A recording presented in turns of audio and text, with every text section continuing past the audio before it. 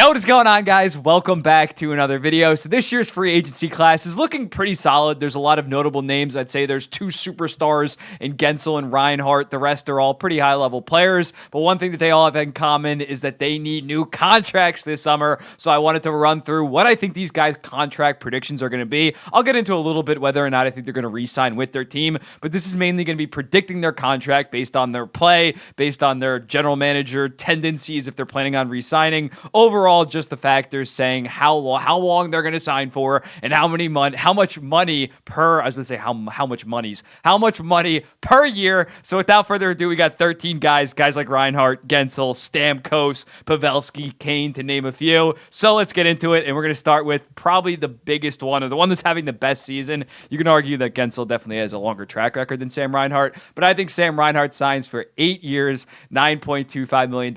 Obviously having an insane breakout season. 48 goals, 31 assists, 79 points in 68 games. He was a very good first liner for the most part. I think he had 145 points in 161 games. The prior two seasons with Florida, he was a stud. He had 82 and 78, and then like 67 and 82 last year. So when looking at him, this is definitely a breakout year. A little bit fraudulent, I would say. He is shooting 25.8% when he's a career 15.5% shooter. So still a fantastic player, but we're most likely not going to see him go over 45 goals again. But I think going forward, he can be a solid 35 to 40 goal guy, 85 to 90 points. So I think as a result, he's going to get 9.25. I don't think that he's going to go north of a Matthew Tkachuk number at $9.5 million. Barkov signed at $10 million. I think Bill Zito uses those as a comparable and says, yeah, Sam, you're absolutely breaking out, but I can't give you more than Matthew Tkachuk, who's still probably even this season, the goal scoring, yeah, I'd still say Tkachuk is the better player than a Sam Reinhart, no doubt. So I think 8 years, 9.25 would be a pretty solid deal. He is 28 years old, so some of the years at the end might be a little bit scary, but this Florida Panthers team only really cares about the next 4 or 5 years. Their core, for the most part, is between the ages of like 24 to 29, basically like the entire thing, but besides Bobrovsky. So in looking at it, lock him up, get him at a pretty reasonable price the next 3 to 4 years, and call it a goddamn day. Tyler Toffoli, I'm going to go with a 4-year deal at $5.75 million. You look at his last year. Last deal was an absolute steal. When looking at that, it was 4 years, $4.25 million. He is obviously, especially the last 3 years, shat on that deal. He's been like a $6-7 million player. He's not that old. He's 31 years old, so I think he does get some term on this deal. But when looking at him, 73 points last year, 30 goals in 67 games this year.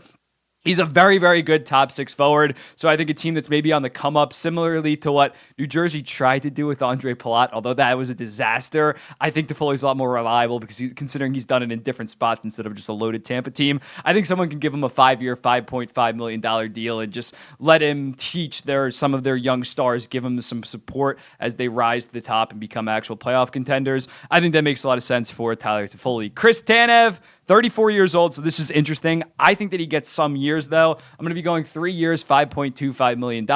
Still a very effective defensive defenseman. Is he like the best defensive defenseman in the entire NHL like he was 2 to 3 years ago? Maybe not, but again, I think his physical style of play will age pretty good. You don't have to worry too much about a 3-year deal. He's such a smart, such a physical player. I think he's going to be fine long term. And if a guy like Ben Sherratt got 4 years, $4.75 million, I don't think it's ridiculous for a Tanev to get a 3-year, $5.25. Nowadays, especially with the cap going up, 5.25 is like number 3, maybe even number 4 defenseman money in the NHL. So I think a team similar to with the Tyler Toffoli that needs a more physical veteran presence, like an Ottawa Senators mainly. It was heavily rumored that they might trade for him and sign him to extension. I think something like that could make sense. I don't really foresee him signing with the Dallas Stars, considering we got 2 other Dallas Stars on this list that I think it's far more likely that ends up re-signing with the team. Brandon Montour, very interesting case considering last year, 73 goddamn points. Obviously, Bill Zito did not pull the trigger on the extension there because he didn't have Montour had all the leverage, and Zito kind of knew like, oh, he's probably not going to repeat that. That has obviously not been the case. Still a very good top pairing guy, although he's not technically on Florida's top pairing because they have Ekblad and Forsling, who are fantastic. But he's a top pairing defenseman in the NHL. I'm going to go 8 years, $6.5 million. He did lose some leverage as well, considering Forsling signed that 8-year, $5.75 million deal. Montour obviously has more experience, better track record overall, but Forsling is probably even playing better than Montour right now. But I think Bill Zito, again, similarly to a Reinhart, just locks him up, gets it done, gets it out of the way. Considering last year we were thinking $7.5 million. After this bit of a fall off, 6.5 makes sense. And again, with the cap rising, that is number 2 defenseman money, maybe even number 3 defenseman money. So Florida gets it done for a pretty reasonable price. Noah Hanifin, this is going to be a very interesting one because I have no goddamn clue how Vegas is going to keep him. So I think he might end up hitting the open market. There's been talks about an extension. I think he's going to sign somewhere in the neighborhood of a 7. If obviously if he leaves, he can't sign an 8-year deal. A 7 or 8 year deal around $6.75 million. He's been a very good top pairing defenseman basically for the last 3 to 4 years on Calgary ever since he got there, really matured into that top pairing role for them. Yeah, again, Vegas, they got another guy, Jonathan Marchessault, that I'm going to get to in this list. But I think when looking at Hanifin, I think the going rate, he's not going to get the mid-7s that they were talking about on a Calgary extension. But I think sniffing 7, maybe $7 million, 7 years by 7, wouldn't really surprise me for a guy like Hanifin that just recently turned 27 years old, like a month or 2 ago. He's still relatively young. You're going to get him for most of his prime. So I think 8 years between $6.75 to $7 million makes a lot of sense for a guy like Noah Hanifin. Jake Guentzel, the other big fish. I'm going to go 7 years. I'm assuming that he's going to leave Carolina because they have a metric shit ton of free agents. Maybe he ends up resigning. But 7 years at $9.75 million. That's the exact AAV that Johnny Gaudreau got on his deal. I think it is pretty comparable. Yes, Johnny Gaudreau in his final year in Calgary was far better than Guentzel, any Guentzel season that he's had yet. But Guentzel was far more consistent year over year. Is that in part because he's playing with Sidney Crosby? Yes, definitely. But I think his track record was far more impressive. He's a reliable 40-40 guy as long as he can get some solid center play. Even him without Sidney Crosby, I know he still had Evgeny Malkin, but his numbers with Sidney Crosby didn't really take. There's like 40 games. He still had like 44 points, 18 goals, I think. So when looking at that, he's a fantastic player. I think he's going to get more than a Sam Reinhart just because he has that longer track record, and especially considering Tua Gaudreau, he has a much better playoff. His game translates to the playoffs considering his fantastic playoff resume. So I think something in the mid to maybe even high 9s for a guy like Jake Guentzel just makes a lot of sense, and it is honestly just what he's worth. Steven Stamkos, I'm going to go 4 years at $6.75 million. I think he's going to end up staying with the Tampa Bay Lightning.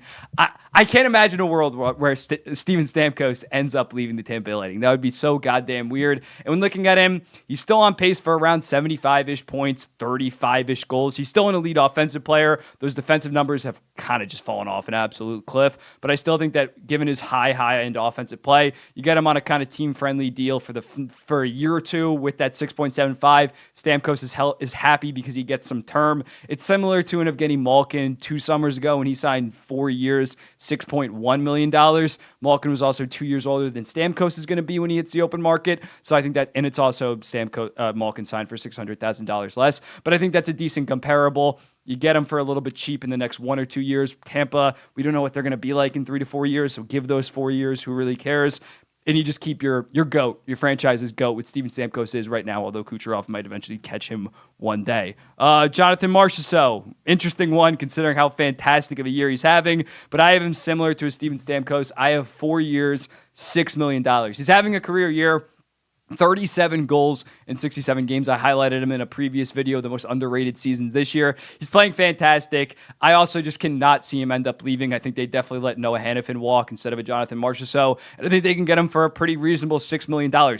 Again, similarly to a Steven Stamkos, and even more, I'd say he's so worth, even though he's 33 years old, he's so worth that $6 million the next year or two after he signs that deal. I think you give him some term, give him some security if you're the Vegas Golden Knights, especially because their core is starting to get up there in age, although they'll find a way to stay competitive no matter what. You got to think in 3 to 4 years, they're going to have some type of an aging curve. So just lock him up for a relatively cheap deal. The last 2 years, especially goddamn Stanley Cup run, he's been worth $7-8 million this year, maybe even 8.5. Lock him up on some type of term, get that AAV low, and just continue to be the best run franchise in the goddamn NHL. Lindholm's a very interesting one because coming into this season, you heard talks about an extension, like an 8x8, because he played so fantastic 2 years ago with Gaudreau and Tkachuk. Last year, a bit of a down year, but we just thought that was kind of a down year. Like, he needs to adjust the new roster, new talent on the roster. He's not been good this year. He's gotten worse significantly the last 2 seasons for the most part. On the Canucks, he's been a ghost for the most part, 7 points in 19 games. I'm going to go with a 6-year, $6.25 million contract. I think when looking at a comparable, I'd say the Vincent Trocheck contract maybe makes some sense. Trocheck has been great for the Rangers. They got well worth their money, 7 years, $5.6 million. But Lindholm has really fumbled the bag, especially this year on top of last year when looking at it. I don't know if you can trust this guy to be a legit second line center on actual contenders. Defensive metrics have absolutely shut the bed. He's not producing offensively as much as he used to. So it's going to be very interesting. Will a team maybe reach on him and just give him top dollar based on his previous production? It's possible, but I don't think that he's going to get this massive bag. He is still only 29 compared to guys like Marchessault and Tkachuk that are not Tkachuk, Marchessault and Stamkos that are in their mid to early 30s. I still think he's going to get some term, but the AAV is going to be pretty low considering his just downward slope. And he is, although he's 29 compared to those guys, he's young, but this could just be an early kind of fall off by Lindholm. So it's definitely going to be interesting to see what he ends up getting. Maybe someone's going to absolutely overpay for him. It would not surprise me at all if that did end up happening. Matt Duchene, a guy that has had a late resurgence. I'm going to go 4 years, $6.5 million. Whether it's with Dallas, again, that's going to be tough. Tanev's an unrestricted free agent. Pavelski, who I'm going to get to, Wedgwood, Tanev. Did I already say Tanev? Harley's a restricted free agent. They have $19 million, as well as some other roster spots to fit. So I don't know how the money's going to work. But I think for Matt Duchene, considering he's playing at an elite level this year, 58 points in 33 games, 58 points in 67 games, not 58 points in 33 games. That would obviously be insane. That'd be better than McDavid last year. But when looking at Duchene, yeah, I think he's going to get some term considering he wasn't even bad in Nashville last year. He had 56 points in 71 games. Just he was making $8 million and had like 3 years left or 4 years left, so they just had to cut him loose. They wanted to go in a different direction. But I think Duchene is definitely a $7 to $7.5 million player for sure this year. So I think a team is going to give him some term, 3, maybe 4 years at that around $6.5 million. Similarly to Marchessault, definitely going to be worth it the first year or two on that contract. Duchene's obviously going to go to an actual contender. He wants to win. He's not going to be going to some rebuilding team and cash out. That's why he took a 1-year deal at $3 million to go to the Dallas Stars. He probably could have signed like a 2-3 year deal at $5 million to some other team, but he kind of bet on himself, and I think it's going to end up working out considering he has been a very good second liner for the Dallas Stars, second line center. I think he's going to get somewhat of a payday compared to last year where he took a massive pay cut to go to a better situation. It's paid off. Joe Pavelski, I'm going to go with a 1-year deal worth $3 million. He signed last year for 1 year at 3.5 after having 77 points in 81 games. So I think that he's just going to sign a dirt cheap deal again. His production has gone down a little bit when looking at Joe Pavelski this season. 2 seasons ago, 81 points in 82 games. Last year, 77 and 82. This year, down to 58 and 69. But again, would still be an absolute steal at $3 million.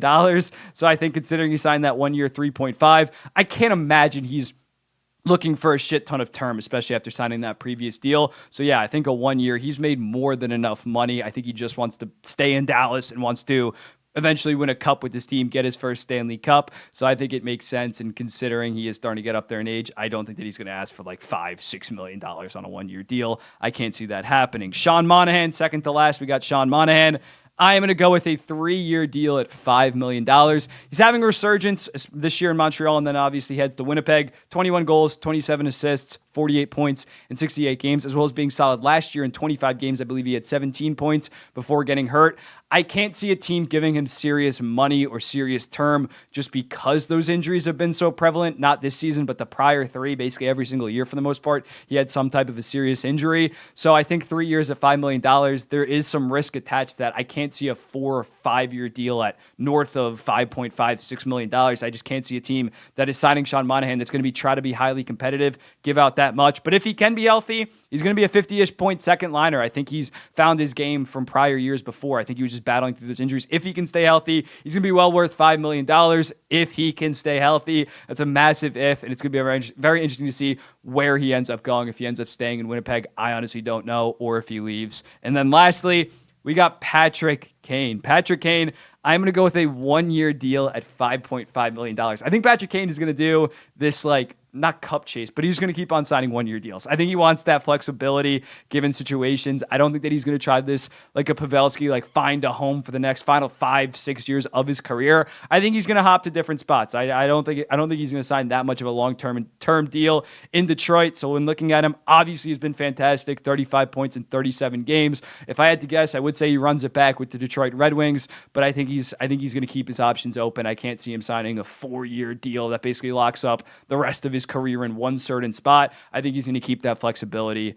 And yeah, do that. But let me know in the comments, what do you think? Which deal am I way off on? Which deal do you think I hit right on the head? Leave in the comments other unrestricted free agents that I should maybe go over. I forgot to mention at the start, we're only doing unrestricted free. It's going to be in the title. But let me know in the comments some other unrestricted free agents. I'll predict their deals, and I'll be seeing you in the next one.